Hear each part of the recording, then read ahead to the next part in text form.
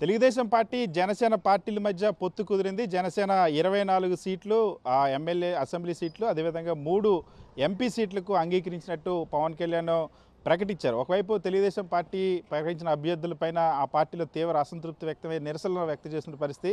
ఇంకోవైపు జనసేనలో అసలు ఆ 24 సీట్లో కేవలం 5గురినే ప్రకటించిన పరిస్థితి. ఈ పొత్తు ఆ సీట్ల పంపకాలని వైఎస్ఆర్ కాంగ్రెస్ పార్టీ ఎలా చూస్తుంది? వైఎస్ఆర్ కాంగ్రెస్ పార్టీ ఇంపాక్ట్ ఈ పొత్తు వల్ల వైఎస్ఆర్ కాంగ్రెస్ పార్టీ పైన ఎలాంటి ఇంపాక్ట్ ఉంటుందో తెలుసుకునే ప్రయత్నం చేద్దాం. మనతో పాటు మాజీ మంత్రి మచిలీపట్నం ఎమ్మెల్యే పేరు నాన్న సార్. తెలుగుదేశం పార్టీ జనసేన మధ్య సీట్ల సర్దుబాటు 24 సీట్లు మాత్రమే పవన్ కళ్యాణ్కి ఇచ్చారు, 3 ఎంపీ సీట్లు ఇచ్చారు. ఈ సర్దుబాటుని ఏ విధంగా చూస్తారు? వైఎస్ఆర్ కాంగ్రెస్ పార్టీ పైన ఈ సీట్ల పంపకం ప్రభావం ఎలా ఉంటుంది అనుకుంటారు? తెలుగుదేశం పార్టీ జనసేన పార్టీ ఈ రెండు పార్టీల యొక్క పొత్తు మేమేదైతే ఊహించామో, మేమేదైతే ముందు నుంచి చెప్తున్నామో,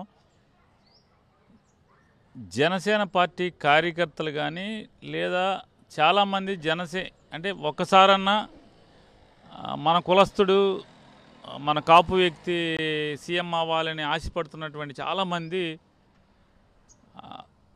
ఎందుకు వీళ్ళు వైసీపీ వాళ్ళు ఇట్లా మాట్లాడతారు, మా కులానికి కూడా అవకాశం రావాలి కదా, మా నాయకుడిని ఎందుకు తక్కువ చేస్తారు, మావాడు కూడా 175లో ఒక 90 సీట్లు అడిగి తీసుకుంటాడు కదా చంద్రబాబు దగ్గర, చంద్రబాబుతో దెబ్బలాడి 90 సీట్లకు పోటీ చేస్తాడు కదా అని చెప్పి ఆశతో చాలామంది ఇప్పటిదాకా ఉన్నారు. కానీ ఏదైతే వైఎస్ఆర్ కాంగ్రెస్ పార్టీ చెప్తుందో, అతను పవన్ కళ్యాణ్ అనే ఆయన చంద్రబాబు మేలు కోసమే ఎప్పుడు కూడా రాజకీయాలు చేస్తున్నాడు. 2014 నుంచి అతను 25 సీట్లు మించి ఎట్టి పరిస్థితుల్లో తీసుకోడు అని మేము చెప్తుంటే అందరూ మమ్మల్ని తిడతా ఉండేవాళ్ళు. ఏది యూట్యూబ్లో అడుగునా, మా స్టేట్మెంట్లు అడుగునా మమ్మల్ని బూతులు తిడతా 25 సీట్లు ఏంట్రా అదిరా ఇదిరా అని చెప్పి తిడతా ఉండేవాళ్ళు. అరే మీరు జగన్మోహన్ రెడ్డి పాలేరులా అన్నారు. ఇప్పుడు అసలు మాకు అర్థం కావట్లేదు, ఎవడకు పాలేరు ఏంటి ఇదంతా. మా వాళ్ళందరికీ అర్థం అవుద్ది. యూట్యూబ్లో కింద కామెంట్లు పెట్టేవాళ్ళు, సాఫ్ట్వేర్ కంపెనీలో పనిచేసేవాళ్ళు, ఖాళీగా ఉద్యోగం చేస్తా కీబోర్డ్ ఎదురుకుండా ఉండి ఫోన్ చేతిలో ఉండి మా వీడియోలు వెనకాల, మా యూట్యూబ్లో మా ఇంటర్వ్యూలు వెనకాల మమ్మల్ని పాలేరు గీలేరు అంటున్నారు. ఇప్పుడు అర్థం అవుద్ది. ఎవడ పాలేరు రా బాబు, చంద్రబాబుకి ఎవడ పాలేరుతనం చేస్తున్నాడు, కులాన్ని ఏం చేశారు? మేము చెప్తున్నాం, మేము వైఎస్ఆర్ కాంగ్రెస్ పార్టీలోనే ఉంటాం,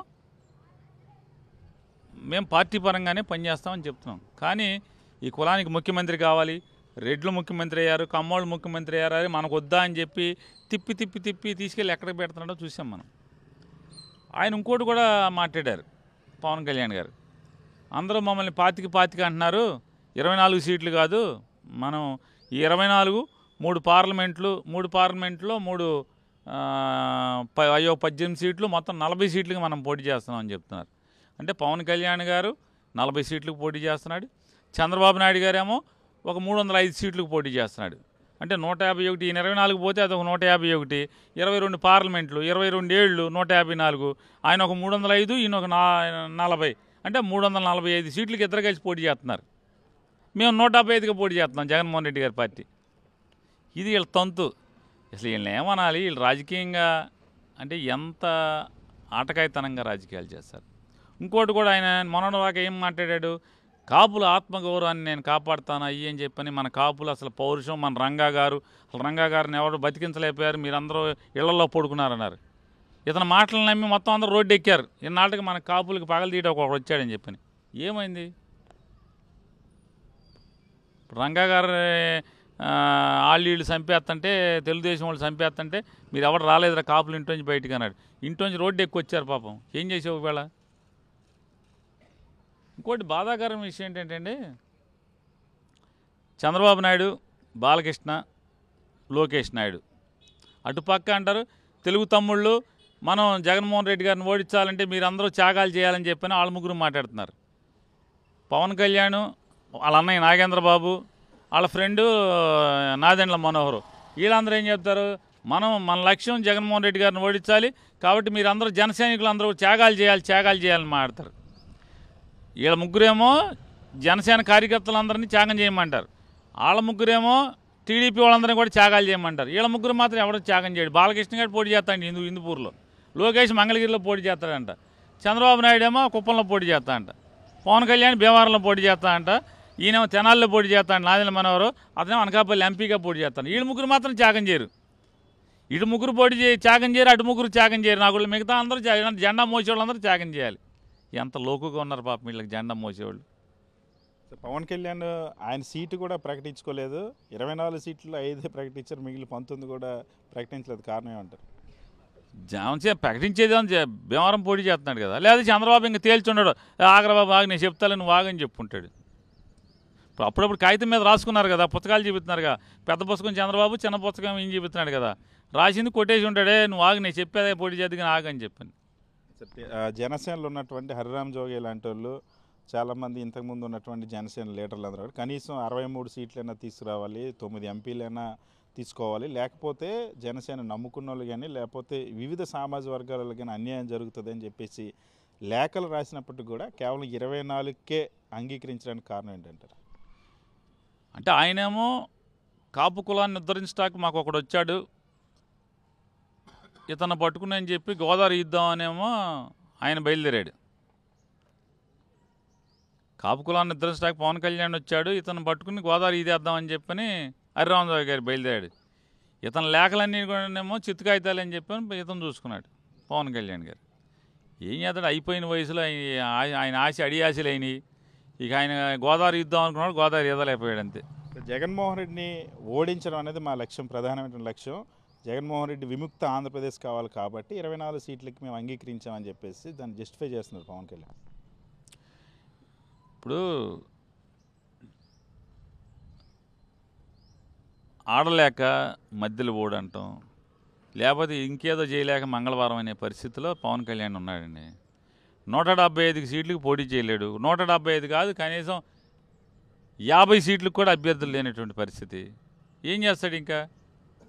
ఇక ఇప్పుడు అతను 2014 నుంచి చంద్రబాబు నాయుడు యొక్క గెలుపు కోసమో, చంద్రబాబు నాయుడు బాగుండాలి, పచ్చగా ఉండాలని చెప్పనే లక్ష్యంతో అతను పనిచేస్తున్నాడు. ఇక ఏదో ఒకటి చెప్తాడు, మా కాపులను మోసం చేయాలి కాబట్టి ఆ మోసపు మాటలు ఇంకా మాట్లాడతాడు. జగన్మోహన్ రెడ్డి గారు ఓడిపోవాలి, జగన్మోహన్ రెడ్డి గారు ఓడిపోయి ఎవడు గెలవాలి, ఎవడు గెలుస్తాడు, ఎవరిని గెలిపిద్దాం అనుకుంటున్నాడు, ఎందుకు గెలవాలి, ఈ రాష్ట్రానికి ఏం ముద్రించాడని, ఈ రాష్ట్ర ప్రజలకు ఏం చేశాడని, ఎందుకు గెలవాలి చెప్పాలి కదా. 2014 నుంచి 19 దాకా ఇంత ఓడబోడిచాడు చంద్రబాబు నాయుడు. జగన్మోహన్ రెడ్డి గారు ఈ రాష్ట్రానికి మీ అందరికీ ఇంత అన్యాయం చేశాడు కాబట్టి మళ్ళీ చంద్రబాబు రావాలని చెప్పాలిగా. ఎంతసేపు ఇవన్నీ సల్లకొచ్చి ముంత దాచినట్టు జగన్మోహన్ రెడ్డి గారు గెలవకూడదు, జగన్మోహన్ రెడ్డి గారు గెలవకపోతే ఎవడు గెలవాలి, ఎందుకు గెలవాలి, ఈ దుర్మార్గుడు గెలవాలా? ఈ రాష్ట్రాన్ని నాశనం చేసి, ఇది అమరావతి రైతులను నాశనం చేసి ఎంతమందిని నాశనం చేశాడు. ఇంటికి ఒక ఉద్యోగం ఉన్నాడు, ఇంటికి ఒక ఉద్యోగం అంటే మామూలు రాష్ట్రంలో ఉన్నటువంటి 1,60,00,000 కుటుంబాల్లో అందరికి తలకొక ఉద్యోగం అనుకున్నారు. పవన్ కళ్యాణ్ కూడా అట్టాకి ఇప్పిస్తాడు. చెరా వాళ్ళింటో ఉద్యోగం తెచ్చుకున్నాడు. వాళ్ళ అబ్బాయి తండ్రి కొడుకు ఇద్దరికి చెరొక ఉద్యోగం వచ్చింది. వీళ్ళని నమ్ముకుంటే, చంద్రబాబుని నమ్ముకుని పవన్ కళ్యాణ్ తప్పితే ఎవడో బాగుపడ్డండి. చంద్రబాబుని నమ్ముకున్న వాళ్ళలో పవన్ కళ్యాణ్ ఒక్కడే బాగుపడతాడు, ఇంకెవడో బాగుపడ్డాడు. గతంలో నేనేమి ఇక మీద తెలుగుదేశం పార్టీ కుక్క బిస్కెట్లు వేసినట్టు 15-20 సీట్లు ముష్టి వేస్తే తీసుకోను అని చెప్పేసి గత ఎన్నికల సమయంలో మాట్లాడాడు పవన్ కళ్యాణ్. దానికే మేము అడ్జస్ట్ అయిపోతాం అనుకుంటున్నారు, వీళ్ళకి నా పవర్ ఏంటో చూపిస్తానన్న పవన్ కళ్యాణ్ ఇవాళ అంతే సీట్లు తీసుకున్నట్టున్నారు కదా సార్. అంటే అప్పుడేమో 15 సీట్లు కుక్క బిస్కెట్లు అన్నాడు, ఇప్పుడు 24 కాబట్టి ఈ నక్క బిస్కెట్లు ఏంటి అంతే. ఇంకే ఏం బిస్కెట్లు ఇవి 24, 15 అయితే కుక్క బిస్కెట్లు, మరి నక్క బిస్కెట్లా? ఏం బిస్కెట్లు? చంద్రబాబు నాయుడు జిత్తులు మారి నక్క కాబట్టి నక్క ఇచ్చిన ప్రతి 24 సీట్లు నక్క బిస్కెట్లు అంతే. నిన్నటి వరకు పవన్ కళ్యాణ్ వెనకాల తిరిగినటువంటి జన సైనికులు కానీ ఫ్యాన్స్ కానీ సీఎం అని నినాదాలు చేశారు ప్రతి సభలో. మనల్ని ఎవరు ఆపేదని చెప్పి స్లోగన్స్ ఇచ్చారు. పవన్ కళ్యాణ్ నిన్నగాక మొన్న కూడా యుద్ధానికి సిద్ధం అన్నారు. ఆ డైలాగ్స్కి ఇప్పుడు ఈ సీట్ల సర్దుబాటుకి ఏమైనా పొంతనుందంటారు? ఏమన్నాడు పవన్ కళ్యాణ్? మమ్మల్ని ఎవరు ఆపేదా? అది జగన్మోహన్ రెడ్డి గారు మీకు మొగుడు, మీ ఇద్దరికి చంద్రబాబు నాయుడికి ఇతనికి పవన్ కళ్యాణ్కి మీ ఇద్దరు ఏమని చెప్తున్నారు? మమ్మల్ని ఎవరు ఆపేదన్నారు. జగన్మోహన్ రెడ్డి గారు బాబు మిమ్మల్ని ఆపేదని చెప్తున్నాం మేము.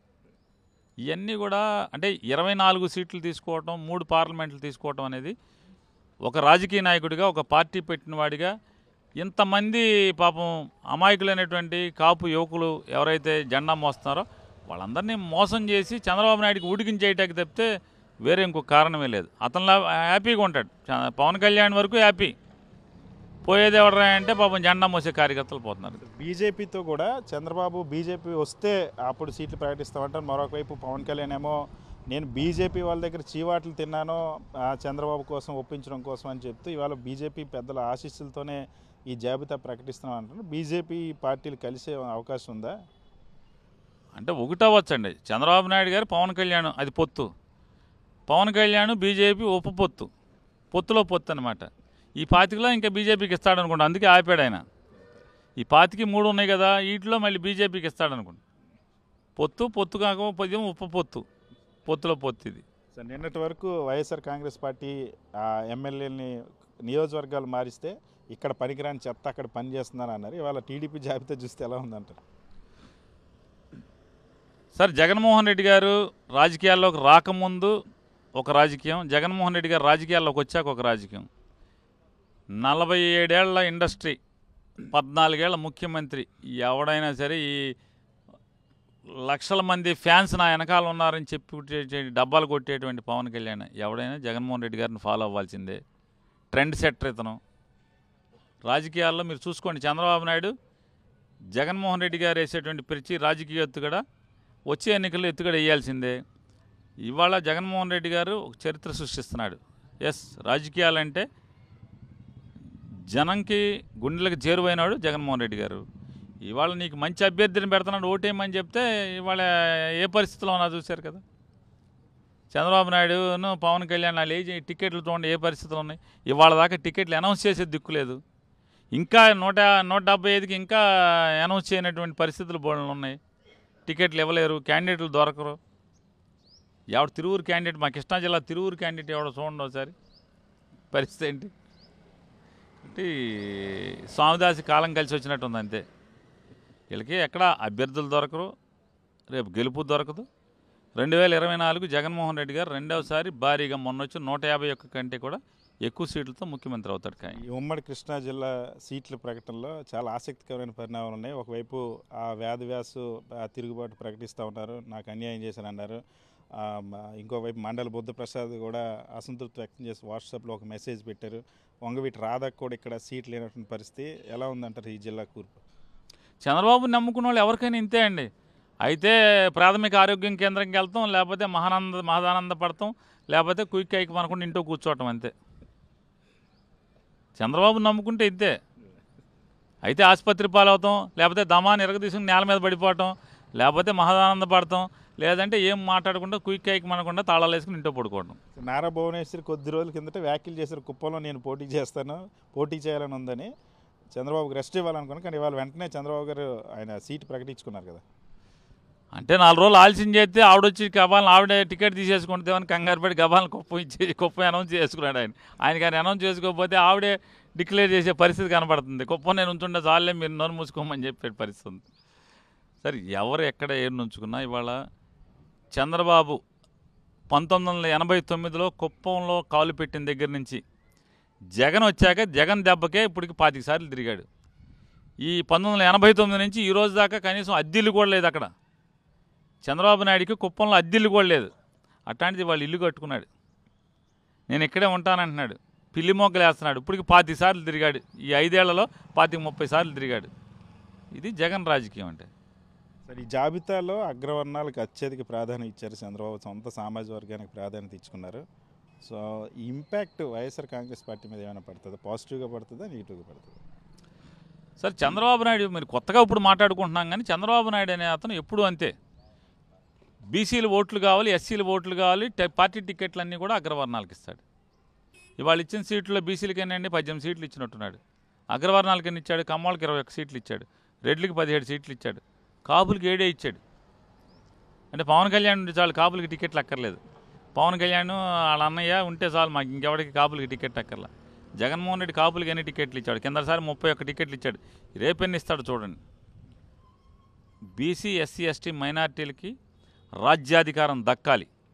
కేవలం వాళ్ళ ఓట్లే కాదు, ఈ రాజ్యంలో రాజ్యాధికారం దక్కినప్పుడే నిజంగానేటువంటి వెనుకబాటుతనం పోయేది ఎప్పుడే అంటే బీసీ, ఎస్సీ, ఎస్టీ మైనార్టీలకి రాజ్యాధికారంలో వారి జనాభా దామాషాలో భాగం దొరికినప్పుడు మాత్రమే నిజమైనటువంటి వాళ్ళకి అంటే న్యాయం జరిగినట్టు. అది జగన్మోహన్ రెడ్డి గారి ప్రభుత్వంలో ఖచ్చితంగా జరిగి తీరుతుంది. ఓట్లు బీసీలు, ఓట్లు ఎస్సీలు, ఓట్లు ఎస్టీలు, ఓట్లు మైనార్టీలు. అట్లాగే రాజ్యాధికారం సీట్లు కూడా వైఎస్ఆర్ కాంగ్రెస్ పార్టీలో బీసీ, ఎస్సీ, ఎస్టీ, మైనార్టీలే అధికంగా ఉంటాయి.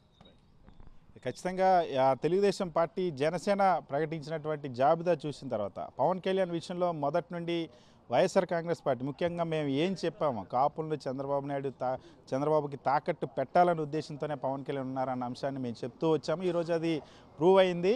సో ఇప్పటి వరకు మమ్మల్ని ట్రోల్ చేసిన వాళ్ళు, విమర్శలు చేసిన వాళ్ళంతా కూడా ఇప్పుడు ఏం సమాధానం చెప్తారని చెప్పి ఆ పేరుని అడుగుతూ ఉన్నారు. చంద్రబాబుకి తన భార్య ఎప్పుడైతే కుప్పంలో పోటీ చేస్తానని మాట్లాడిందో, ఎప్పుడైతే తన సీటు ఆమె ఎక్కడ లాక్కుంటుందని ఒక భయంతో కుప్పంలో తన సీటును ప్రకటించుకున్నారు. 1989 తర్వాత ఎప్పుడు లేని విధంగా కుప్పంలో ఓటమి భయం ఇప్పుడు చంద్రబాబు పుట్టిందని చెప్తున్నారు. చంద్రబాబు తన సహజమైనటువంటి రీతిలోనే తన కులానికి అత్యధికంగా సీట్లు ఇచ్చుకొని బీసీ కాపులకి మరీ హీనంగా 7 సీట్లు మాత్రమే ఇచ్చినటువంటి పరిస్థితి. అంత తక్కువ సీట్లు ఇచ్చినటువంటి పవన్ కళ్యాణ్ చంద్రబాబుకి ఖచ్చితంగా ఎస్సీ, ఎస్టీ, బీసీ, మైనార్టీ కాపులంతా కూడా బుద్ధి చెప్తారని పేరునని చెప్తున్నారు.